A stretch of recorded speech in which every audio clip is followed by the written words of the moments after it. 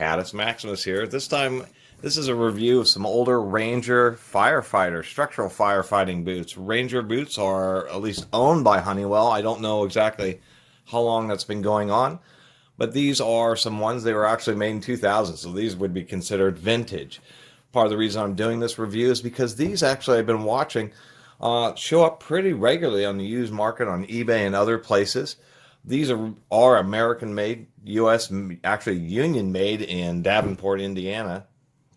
And this is what heavy duty firefighting boots used to be like in the 90s and early 2000s. Now they've moved to more to, you know, I think this was about the end of this more traditional leather boot, kind of work boot style with a rubber sole, and they moved on to pull-on yellow toe rubber boots for firefighting. Oh, I forgot to do something here. I've been getting bugged and by people because I never have my cat in any of my videos, but I think she kind of likes this canned food. I don't feed her this all the time, but what is this? Come here. You're really camera shy. All right, here, hold on. Anyway, Tiny's still doing good.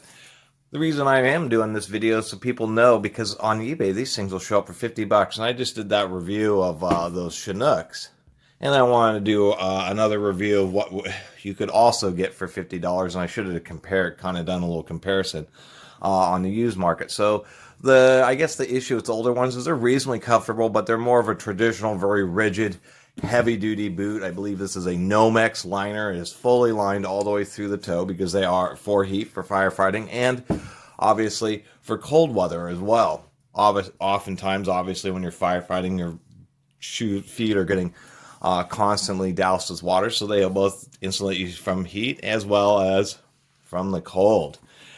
We know that they're structural firefighting boots, and you can always know these because they have this huge UL listing label. This label is absolutely massive and goes all the way to the bottom.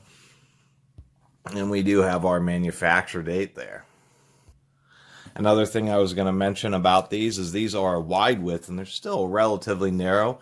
They kind of have a reasonable tread pattern, not the most aggressive. Once again, natural rubber, and this is just one huge plank of overmolded rubber. The overmolding ensures a really good seal to the bottom of the boot. And I'm not exactly sure, but there's a particular reason versus using what would be considered a traditional Goodyear welt when you're dealing with these kind of boots. Part of the these do have a pretty nice comfy insole, and they are reasonably comfortable, but they're not going to be like modern boots, modern firefighting boots. They've learned a lot.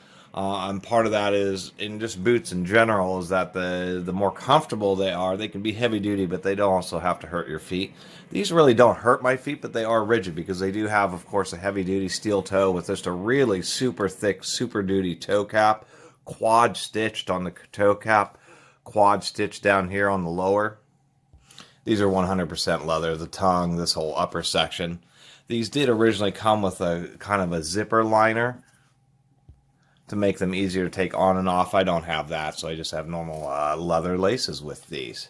The steel toe, also, it's an ASTM rated steel toe, but it seems, being Firefighter, it just seems to be just a little bit extra thick, extra heavy duty.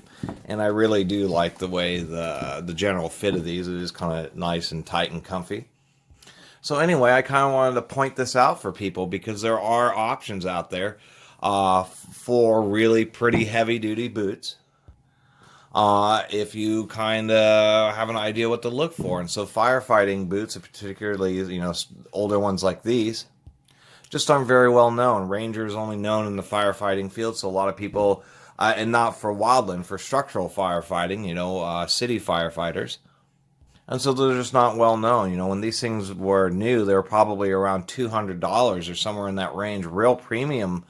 Honeywell, you know, makes Ranger Series boots, and they're right around $200. And then like real premium Globes or something are, you know, $400. So here's a way for you to get a nice steel shank. And I don't know if I mentioned that as part of the rigidity, is there is a steel shank in addition to the steel toe. But some real heavy duty American made heavy duty boots, insulated, you know, well insulated, good for cold weather, And you can get these for, you know, well under $100. And I've seen a lot of auctions, you know, with shipping where it was, you know, 50, 60 to $70 range or so. Some of them even cheaper than that, especially for the small sizes that nobody needs versus, you know, 11s and 12s. But there's an option to get some boots like these, which are just nice and, you know, a heavy duty, traditional, well insulated boot. And something that you really could rely on. You just have to, you know, realize that they may not having a solid rubber sole with a pretty decent insole system, but nonetheless that and the steel shank may or may not work for your feet.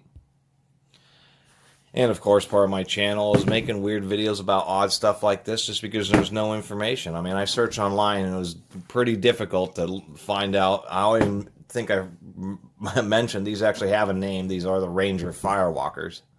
And they have a particular part number, which is the 3062 down here, and that seems to be like their most common or the standard model. So it's just so odd that these would be like a standard model and there'd just be very little information except for the fact that they seem to show up. Just because these things end up getting bought and then for whatever reason not getting used, and then people just say, oh, who wants a firefighting boot when there actually would be a great super duty work boot. Especially in a situation, if you're working on quarries or something where you're stepping on a lot of hard rocks, this type, the steel shank solid rubber sole would deal with those conditions super well for a super long time. Anyway, I really appreciate everybody watching and subscribing. And if you haven't subscribed, please do. Until next time, Catus Maximus out.